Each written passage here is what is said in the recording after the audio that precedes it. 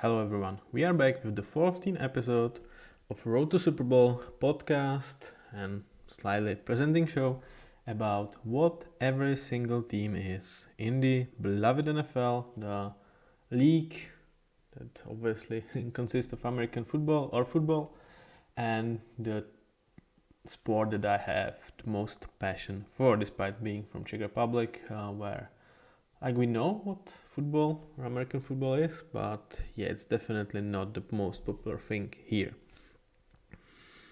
So here, what are we trying to do? We try to put you behind the eyes of the GM, try to evaluate what this team is, what they did last season, what they did in free agency, what they should or could do in the draft.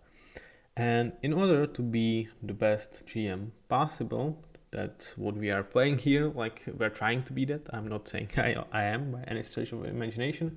You need to understand what you have in your roster, obviously, because that kind of defines what kind of move you should be making or you are not making. So we, like most of the video, we're gonna do by rundown of the entire squad, or not the entire, probably like the most main steady pieces that each and every single team either had in 23 or they will have in 2024. So that's this podcast. We start by looking at what they did in 2023.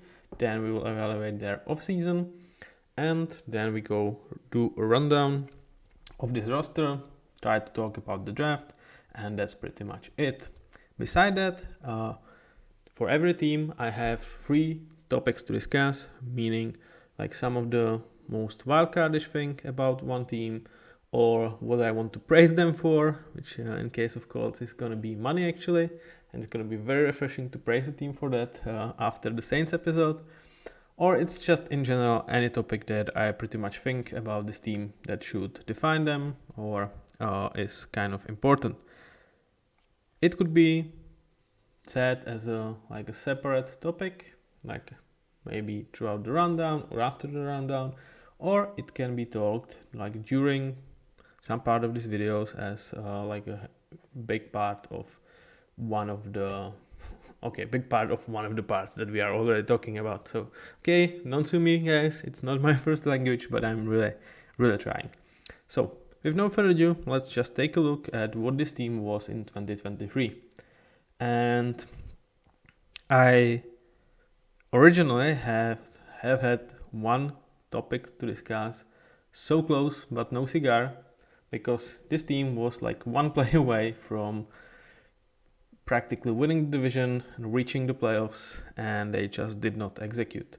I feel like this play could hinder what they are trying to do, but given the fact that it was backup QB that's actually no longer on the roster, and to like a backup running back, it should not hinge the future of this team, just like for my beloved Seahawks, the interception on the goal line did, because there I would say like the stakes were like incrementally higher, and also it was not handing the ball to one star in Marshawn Lynch, trying to make Russell Wilson the hero of the moment. You know, whether it was like, yeah, we tried to be cleverer than Bill. Maybe it was all about like actually Pete Carroll trying to be the hero. Overall, that actually left a mark not only on every Seahawks fan heart. Like, it still sucks when they show that play like every single year. It's being shown out there. Like, I see it like 10 times a year, or it's being mentioned. So it still sucks. But also it was kind of a play that started the like internal disruption of the like Legion of Boom towards Russell Wilson, towards Pete Carroll, and kind of the internal collision of what could have been a dynasty, in my opinion. So yeah, let's not dwell on that, but I think that's what the Colts will do. They will not dwell on that. They outperform what the expectations were for the 2023 season, and they've done it without their QB of the future. So what's there not to like? I think Colts have to be very, very happy with what happened last year. Obviously, like winning division, going to playoffs would be like a cherry on top, but even without that, I feel like that was a very successful season for you. Like here, I'm gonna start praising them or like keep praising them. And I want to talk about cleanest sheet, actually one of the topics to discuss that I have here before we go to Anthony Richardson, aka the Monster.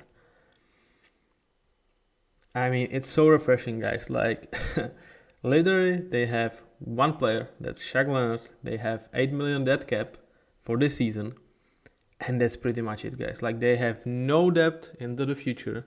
It's like they're almost overcautious, but they know that like last year or the year before was not the years to focus on, to have like super high expectation. So they did not push money down the road.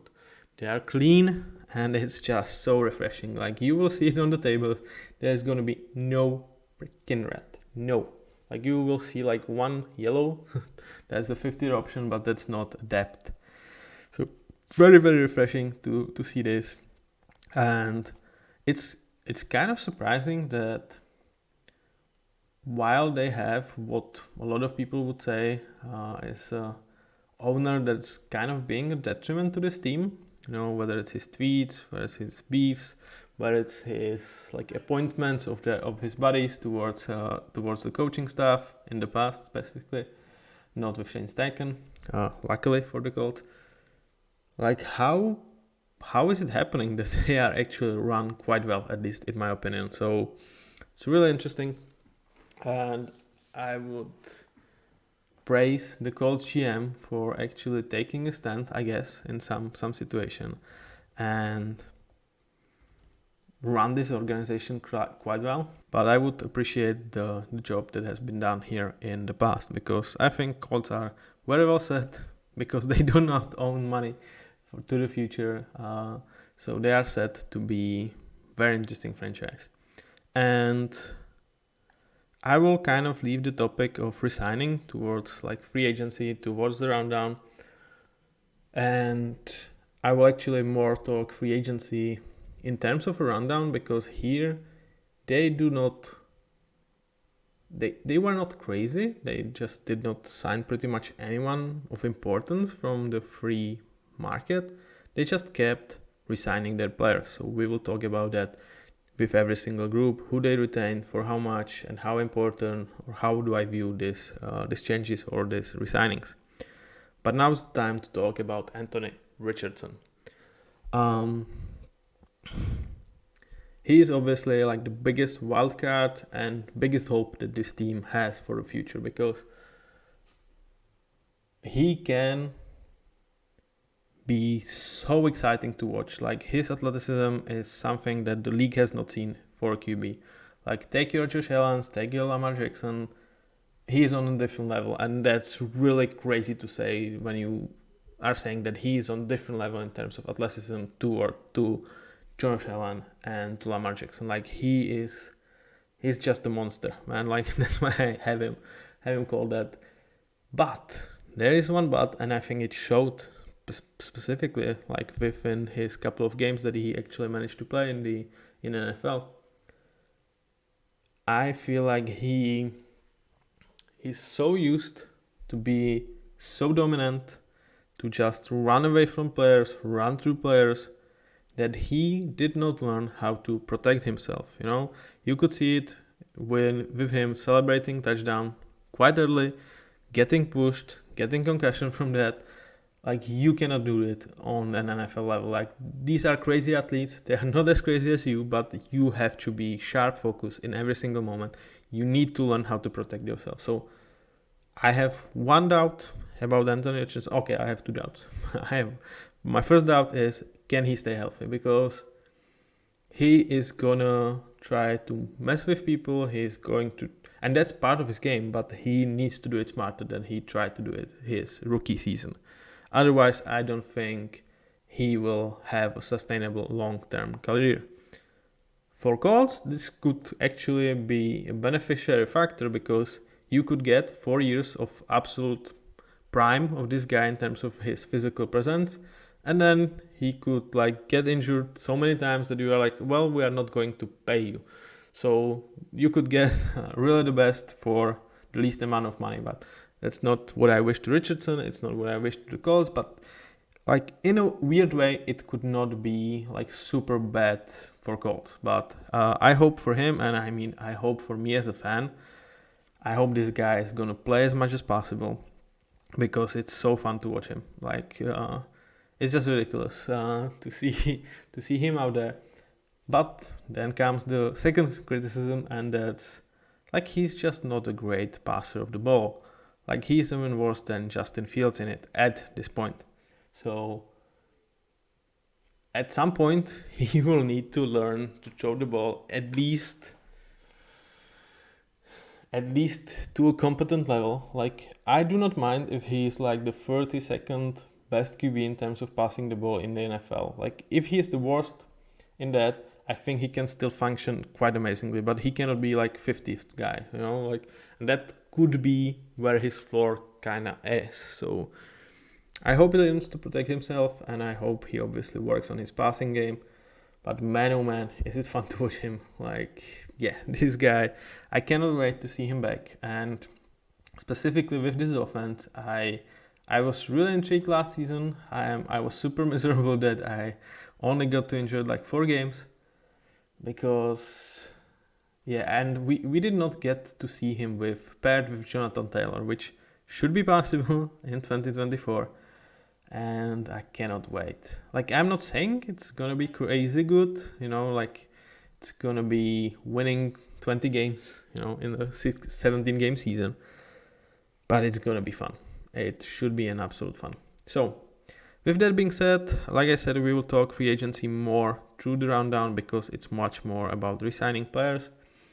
So let's go to the rundown. For you guys that also want to watch and get to know the players by their faces, now is the time to put your glasses back on and check your screen, because we are going to show you player cards with player faces and you get to meet them sort of face to face. So are you guys ready? I'll give you 5 more seconds. And here we go. So Anthony Richardson, Gardner Minshew, Joe Flacco, Jonathan Taylor, Zach Moss, Michael Pittman. For you guys who are new to this show, here we are showing you faces of players that was significant to them in 23, was brought here during the free agency, or will be by resigning here for 2024. It's not like we are showing every single one of them, because that would be way too many players, but we are trying to show you the most interesting ones.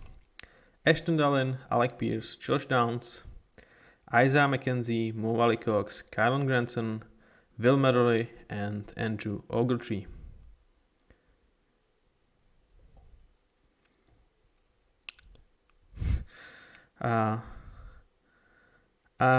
Like let me know, guys, if I did any favor to Mo Alley-Cox with this picture.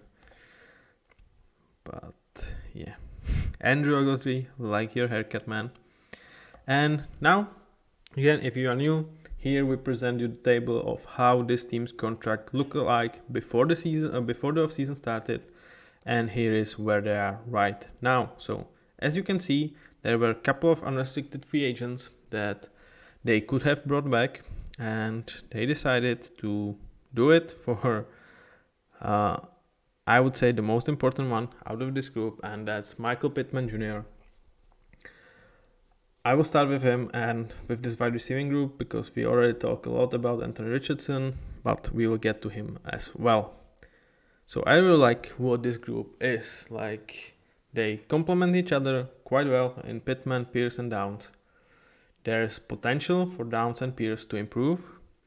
You have kind of a good option in Ashton Dallin, but here not having like quite enough depth, because I wouldn't say that there's a lot of depth.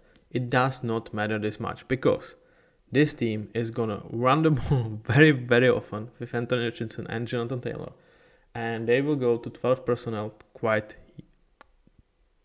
a lot of time.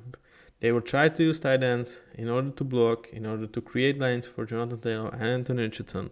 So they are actually almost like too good of a wide receiving room for what they have. So if that's the issue I have with this room, yeah, that's a good issue to have. So I love that they brought Michael Pittman back. I definitely think he deserves the contract.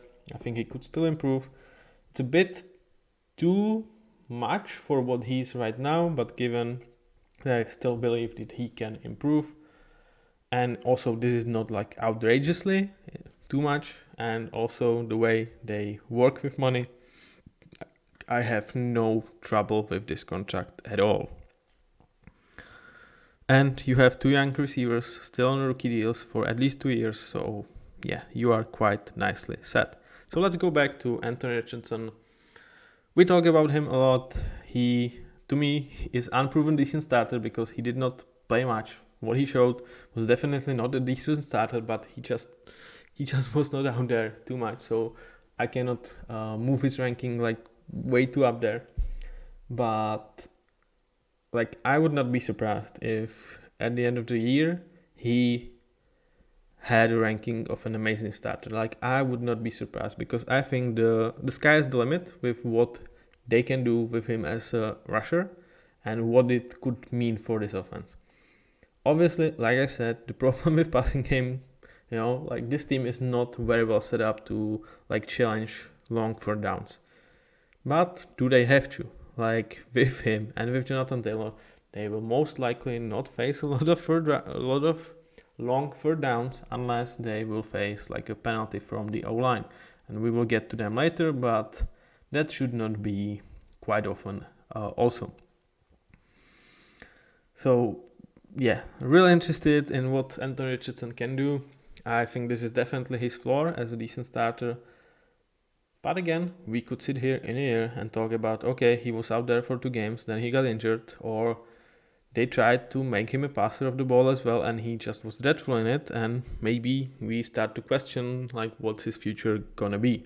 Because he is such a unique guy. Like, he pushes, like, Justin Fields when you talk about Justin Fields or, like, Lamar Jackson in his rookie years, he's, like, even more like scissor-like in terms of he's even better in this, but might be even worse in passing. Like he's even better in terms of running. Then you sign Joe Flacco as a backup, and I honestly don't understand this. Like I enjoyed Joe Flacco fairy tale with Cleveland. I was kind of rooting for him to continue with this fairy tale, but you are not structuring the offense for Joe Flacco's success. And given the fact that there is quite a decent chance that Anthony Richardson cannot play all 17 games, I would much rather have a QB that I can plug in and just be good with it, like Tyrod Taylor. I cannot remember his first name, but Huntley from Ravens.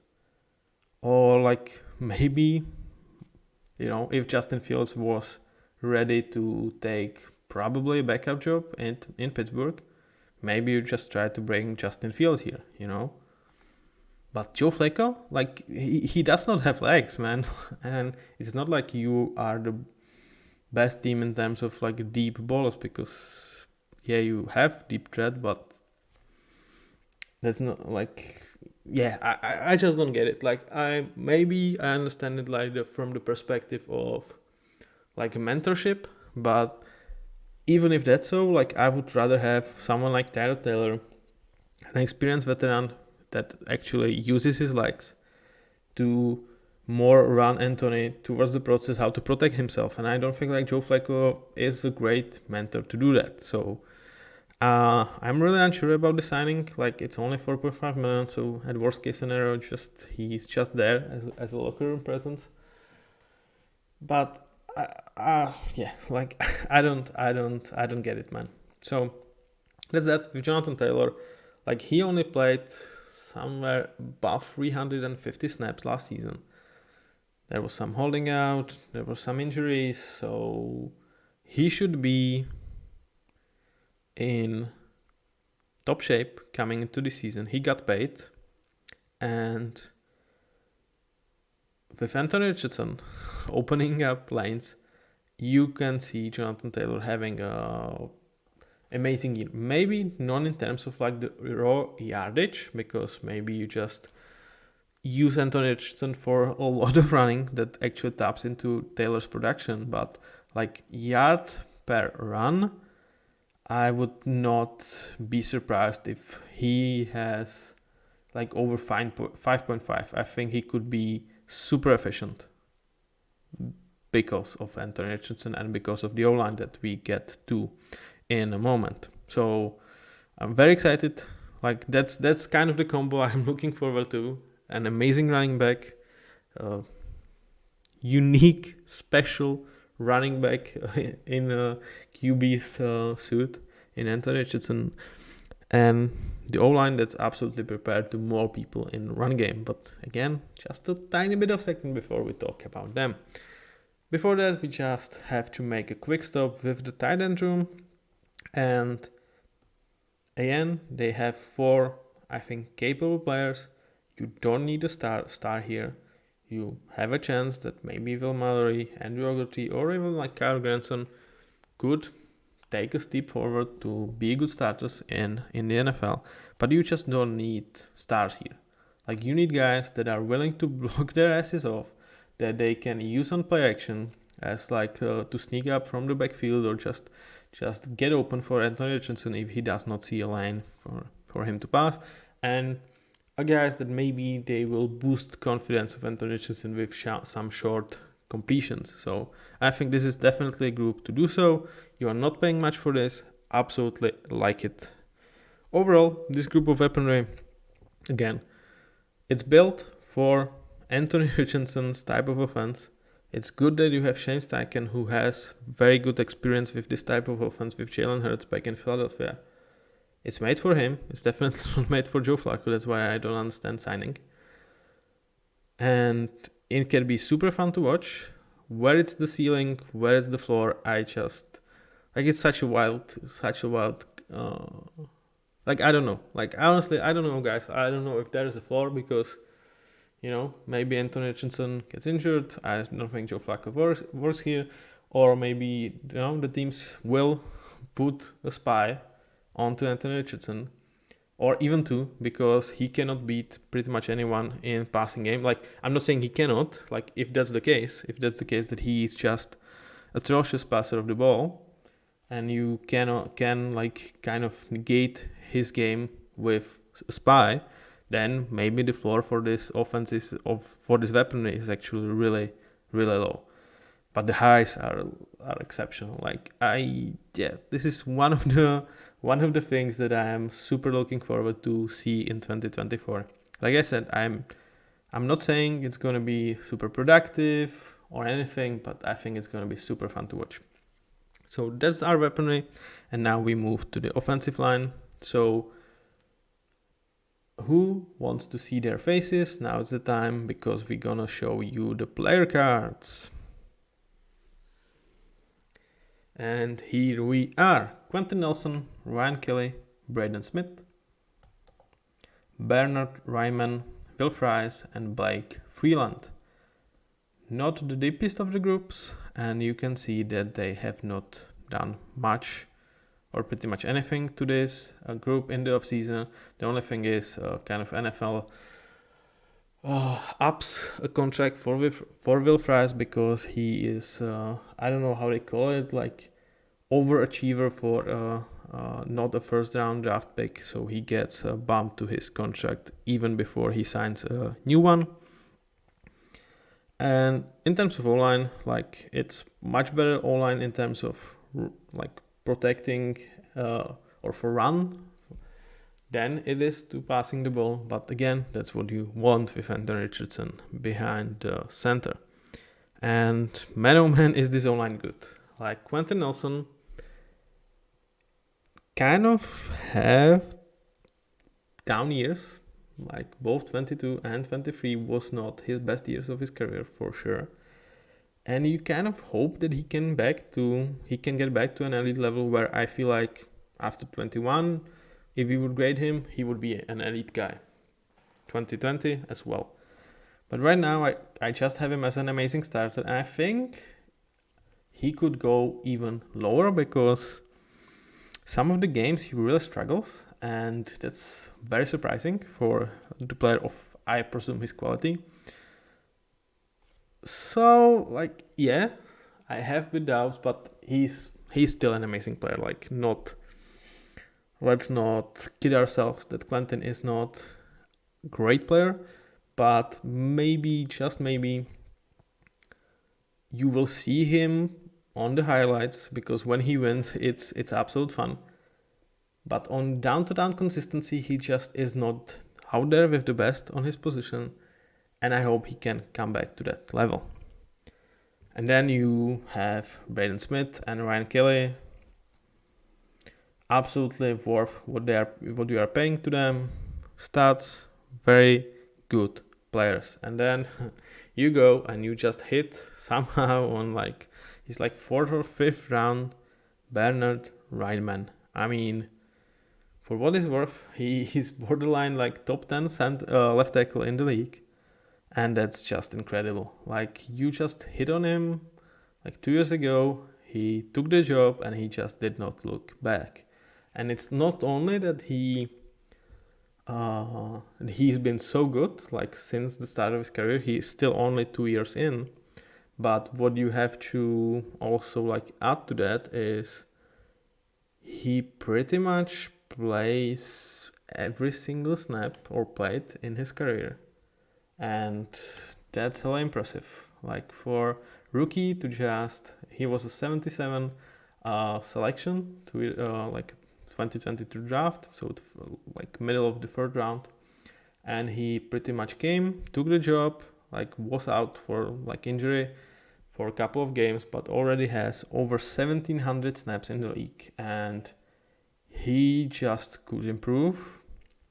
And if that is going to happen, this line is absolutely nasty. It is already one of the better lines, quite clearly, in the league, especially for running. Like, in terms of running, they are definitely like top 5, top 3 maybe O-line. In terms of pass protection, they have their lumps. So overall, I would definitely put them like top 10 O-line. Not sure if it's like top 5 overall. Because you have one weak link in Will Fries, who still on a rookie deal, so you can expect him to maybe get better, and especially with these guys around him, he definitely could. But he is just not up there with this quality of players, with their caliber. So he's like 2 or 3 levels behind them. But still, if you are paying $3 million because he's a rookie and he got this bump for overperforming for your weakest link, and he's still like good backup type of player, maybe a decent starter, maybe I'm too harsh on him. Yeah, like, you are absolutely set for what you want to do. And the good thing is you have like a continuity for 2025. And given Ryan Kelly's age, I don't expect him to actually be more costly going forward. So I think you can definitely keep him next off season. And the only question you will face is how much you will pay for Will Fries, whether you bring him back or you invest in the draft or in free agency, obviously. So overall, very nice group. I think this offense is clearly set to run the hell out of the ball, and they're going to be so obnoxious to play against, and I'm going to love it, I hope.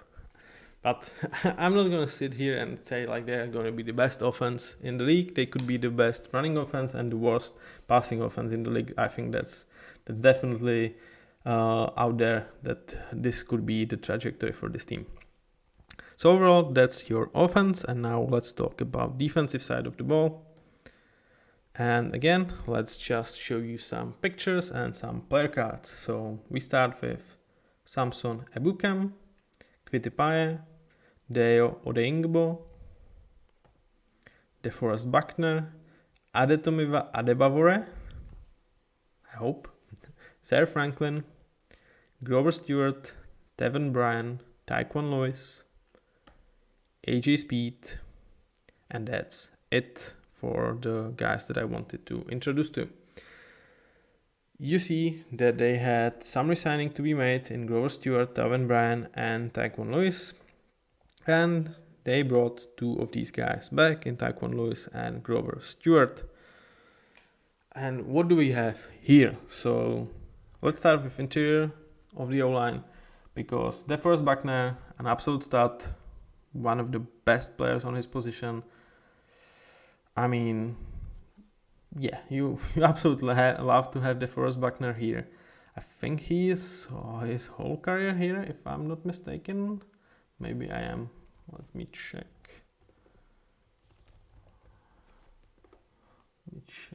He is 30 years old, and is he a whole career Colt? No, yeah, obviously they brought him here from the 49ers. I'm sorry guys, like I thought they did, but for some reason I thought there was. But he's here for 4 years. He's entering his 5th year here.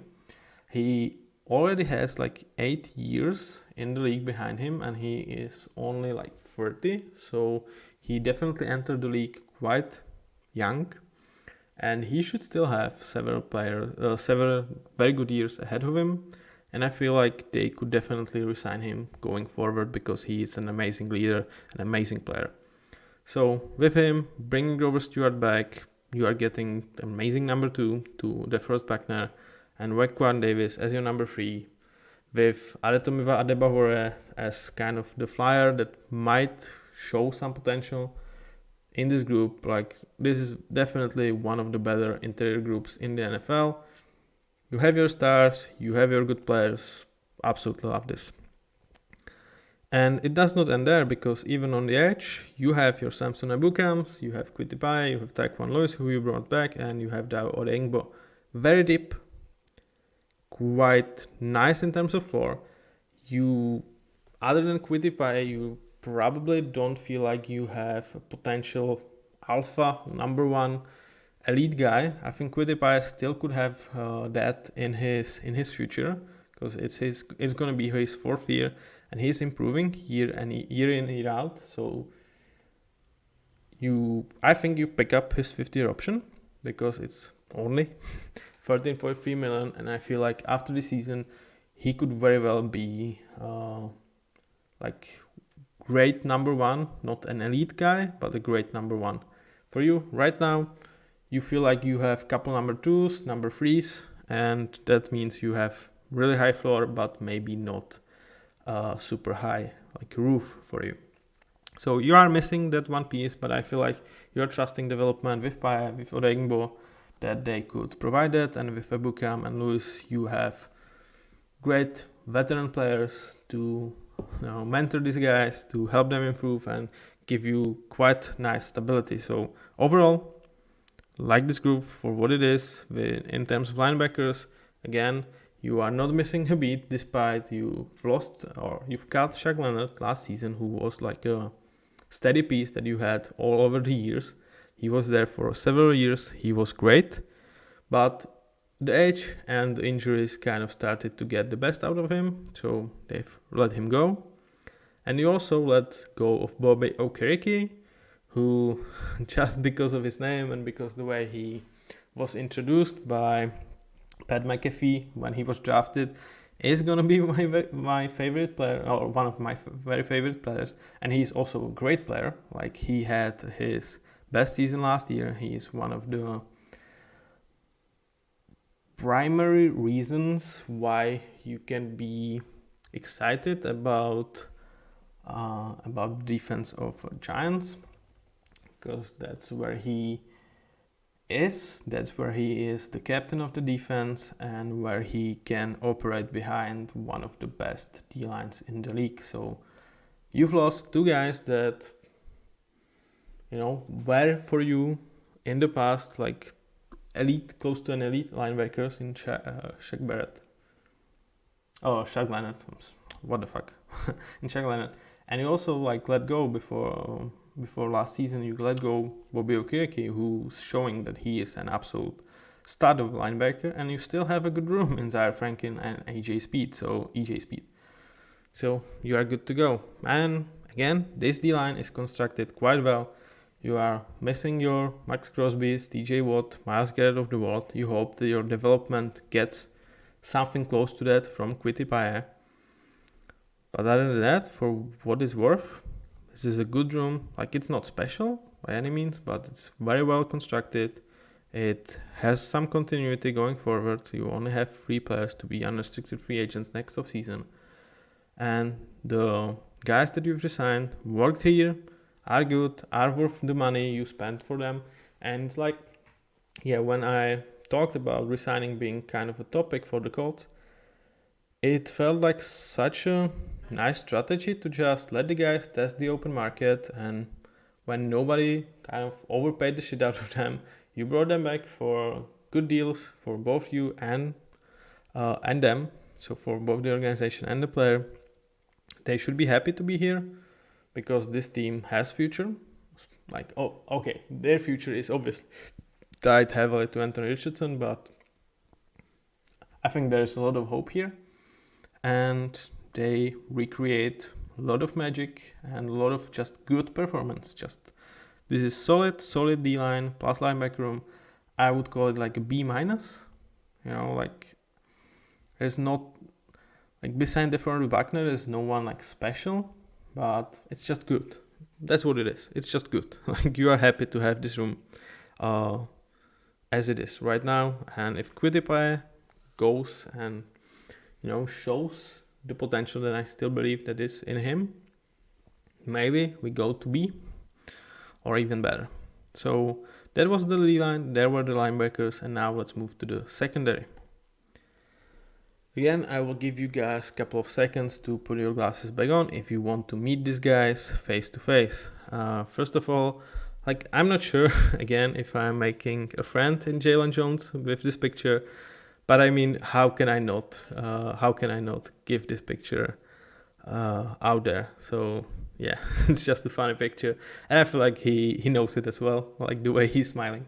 So let's go. Julius Brands, Chris Lamont, Jalen Jones, Rodney Thomas, Kenny Moore, Nick Cross,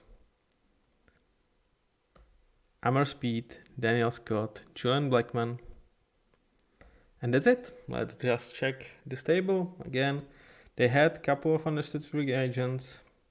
They brought Kenny Moore back. They did not brought Julian Blackman, or I might have read about it recently. Let me check that. Because I'm not sure if I have not missed that news. So give me a couple of seconds while you can enjoy this nice view of table. They actually signed Julian Blackman like 3 days ago, but the contract details has not been revealed, nor the money, nor the length. So I'm not sure what it's gonna be, but he is back. Like, we just don't know for how much, and that's definitely, I think, a good move. Obviously, like, because I don't know the details, but I feel like this safety group with him gets better. It's still bad, but it gets better, and you just hope that Cross and Thomas, one of them, develops, and you have a serviceable room. But you are not spending money here, so you cannot expect much. It's definitely like the worst part of your team. Like, overall, that's going to be for secondary overall, but I think like the safeties are even a bigger problem, because in terms of cornerbacks, you actually have Kenny Moore, who had quite a nice season, and he got the money he deserved. I think it might be even less than he deserved for what he is. I'm not saying like he is your number one that you are happy with, and he probably is gonna be number one because he is the best player of this bunch.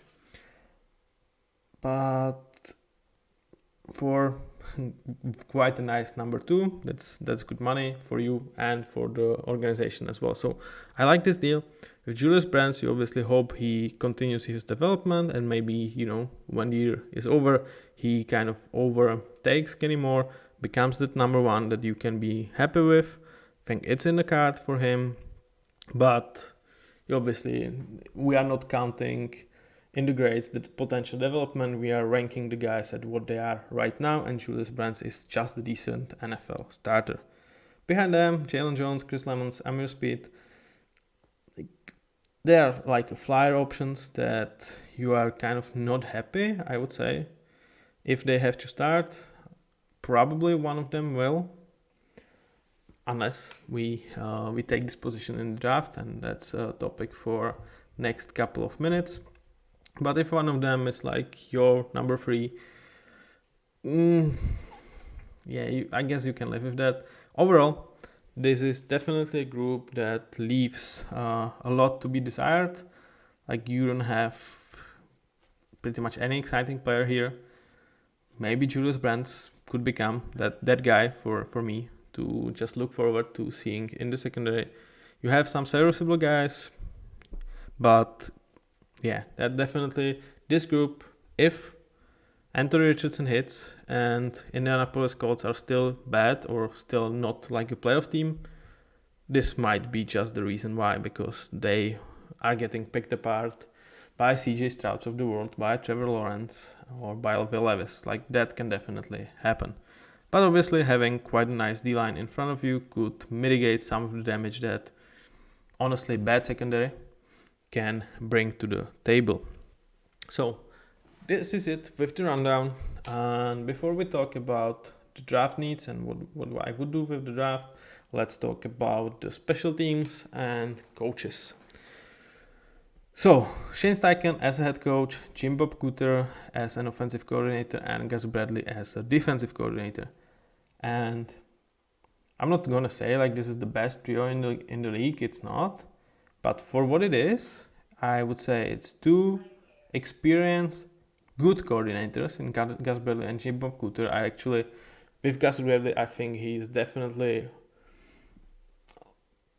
like over average. Like, he's not an average guy. Like, he is, I would say, like B type of DC. With Jim Bob Cooter, I'm a bit more down on him than I'm on Gus Bradley, but you don't need great offensive coordinator when you have Shane Steichen. And I think these guys bring experience, they bring quality to the table, and complement that with Shane Steichen, just one of the brilliant young minds in the football. Like, he might look older, but he is still under 40. You know, he might look a bit older on the picture. He looks a bit tired to me, but he's still under 40. He was there with the Eagles when they went to the Super Bowl. He was there when kind of the creation of Jalen Hurts became, like, when I think he is definitely one of the guys that you have to credit the upside that Jalen Hurts reached. So again, the fact he's being paired with Anthony Richardson is absolutely the right choice. So overall, very happy with this coaching tree. I'm not saying they are the best, but they are plus for this team for sure. And then you have Rigoberto Sanchez and Matt Gay in terms of your special teams. And Rigoberto Sanchez is under average punter. I don't think he's ever been anything more than that, but he is not dreadful, so you can live with him. The problem here is Matt Gay, and not like that Matt Gay is a problem. The problem is that you've made him like the highest paid kicker last of season. I think it might been overtaking since then, but the moment he signed the contract, he earned the biggest contract for a kicker at that point of time. And he just did not follow up on that whatsoever in 2023. I'm not gonna say he was dreadful, but he was below average. And for a guy that's being paid so much money, that's actually a bit of a problem. Like, it's still not a huge chunk of money. It's like $6 million. Like, it's not. It's what? Let's count. It's 1/40 of your cap hit. So it's not like you cannot miss on a kicker. Like, if you gonna out contract the kicker or like pay him too much, it's gonna be usually 2 or 3 millions more than you should. It's not gonna be like 15 millions that happens with other positions. But still, that's worrying. You know, that's definitely worrying. And you just hope that he can come back to what he was prior to the signing, what he was in the Rams, where he was one of the best kickers in the football. Now let's go and check the draft and the possibilities there. And with that, we will wrap the Colts episode up. So in the draft, you have all of your picks. So that means you have the 15th pick and all of the picks in like successive rounds. And what could happen, should happen, what might happen. I feel like you have like one clear need, that's a cornerback. It could be safety as well. But with Blackman being signed back, like obviously I have not seen a contract, so I'm not sure like how much you count on him. Like I think that's gonna be kind of shown in terms of this contract. So I'm not sure if you will spend premium on safety, especially like when like Justin Simmons is still out there. There is a lot of like I would say like almost negativity towards safeties, like they are not getting paid much. Again, I will repeat myself with words of Quandre Diggs. He said, no, screw it, I'm just going to become a cornerback because they are just getting paid more. So with that in mind, I'm not sure you should spend like your prime pick on a safety. Also, I don't think there is a safety in this draft that I would take with the 15th pick. So with that, I feel like you probably should take the best cornerback on the board that you like for the system you run. And just be done with your first pick. You might even trade down. And the other route that I can see is actually take the best interior guy, whether you think it's Jackson Powers Johnson or whether you believe it's like Zach Frazier. But both of these guys are mainly centers, so they can definitely play guards, but they are more center prospects. So maybe you just take them and you don't resign Kelly back. You can get cheaper on that position and kind of think ahead. But I don't feel like they are worth 15 overall pick. Like I don't think they justify that pick. So unless you trade down, I would really expect them to draft a cornerback with that first pick. And maybe take a safety in the second round. Maybe take the best O-lineman that's out there, because for what you want to do going forward, linemen's O-line and the play of the O-line is definitely key. I don't really feel like you should target either D-line or linebackers or edge. I mean, maybe take like a late round on linebackers, but I again will repeat myself. I would just try to be more sneaky with linebackers. I would never spend like a top 60 pick on a linebacker, because I feel like even the best that you get, or like the good scenarios is you get great play out of them like year 3, year 4, and then you have to pay them. So I would much rather just let the other teams do that. Other team have like bad 2 years with high drafted linebackers, and I just pay them when they are good, coming for that first contract. So I would be a bit more sneaky about that, but I'm not saying like you should not draft linebacker like round 4, round 5, just take a flyer on someone athletic there, and you can stomach having him for 2 or 3 bad years if he eventually figures it out, right? Because you did not spend premium on him. Overall, cornerback is my number 1 priority here. If there is a safety you like, I'm not against that. But with Blackman coming back, I don't necessarily feel like they will spend either first or second round on that position. And I would try to think ahead and secure another great O-line for the future, and maybe like draft my guy in second round. Or if I drift down with that 15 pick, maybe towards like 21, 22, something like that, then Zach Frazier and Jackson Powers Johnson could be the play, because I would not feel like I'm overdrafting them. So that's your Colts. Overall, when you talk about the window for them winning a Super Bowl, it's very hard conversation, because it's just so much hinges on the shoulder of Anthony Richardson. And it's a good thing that they are quite big shoulders, right? Like he can take a lot on them. But that's just such a wild card. So I think if he is a hit, like the window is like open to a certain degree for like almost right now. Maybe not right now because the secondary is still a huge issue. But I think this roster is overall very well constructed for if Anthony Richardson hits, we are quite a nice team. And the way they are constructed like leads me to think that they could translate quite well towards like January football, and they could be a problem for anyone. Like even Patrick Mahomes, if he's a GOAT, like if he sits 40 minutes of the playtime, because they can control the clock with this with Jonathan Taylor and Anthony Richardson, they can absolutely control the clock. They can dominate the line with this O-line. So they could be a huge matchup problem for a lot of teams. But obviously, eventually, you will need Anthony Richardson to throw the ball. We don't know if he can do that on the NFL level. We need him to stay healthy, which again, we absolutely don't know if he can. So, huge wild card, one of the biggest I have for any team. And that's why I'm saying it could be the window is really close, really shut down, because he just does not have this height. And you will get excited, but you will know that come January football, he just won't make the throws that needs to happen in playoffs. But if he shows he can do that, if he can stay healthy, like as soon as next year, they could be favorites to win the division, and they could be a matchup problem for anyone in playoffs. Therefore, I would not be stunned if this team reaches Super Bowl next season. Like, I would not be stunned.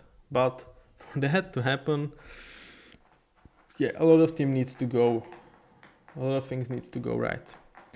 I'm sorry guys if I'm not paying attention for right now, because my young kittens are testing my patience, because they are grabbing onto things that they know very well they should not. And now they give me like the funny face, and it's like it's not me. It's you. I can see you with my own eyes. So sorry for that. Also, if you heard from like background the noise, like I'm here, I'm ready. That's a electronic chair that was telling me, I did not pull the power plug off. Not electric chair. Like I'm not trying to fry myself up. It's like electronic massage chair that I have for my back here. So that's your Colts. I'm really intrigued for what I can see, but I'm not gonna sit here and tell you like they are the best team in football, because they are nowhere close to that. And again, like predicting them, I think it's just so wild that I'm not even gonna try, but I just want to enjoy the ride. So that's your Colts.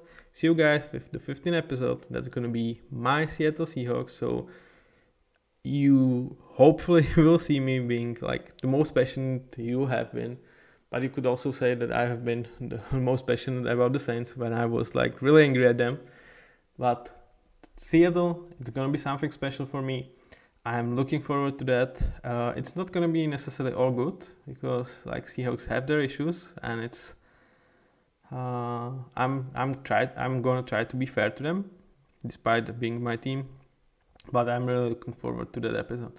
So with that, see you guys. If you like this, leave me a like, leave me a comment, whether you agree, whether you disagree, or subscribe to this, or tell your friends or your spouse, I don't know, whoever who enjoys American football as much as I do, because I think like if this should show you something, it's that I absolutely love this game, and that comes from a guy from Czech Republic who have not heard about football like 10 years ago. Like it was, I know that Super Bowl exists, and that's just it. Since then, I've become like almost obsessed with this game, and I'm trying to show you that in this series. Thank you very much, guys. Thank you very much, everyone. See you. Bye bye.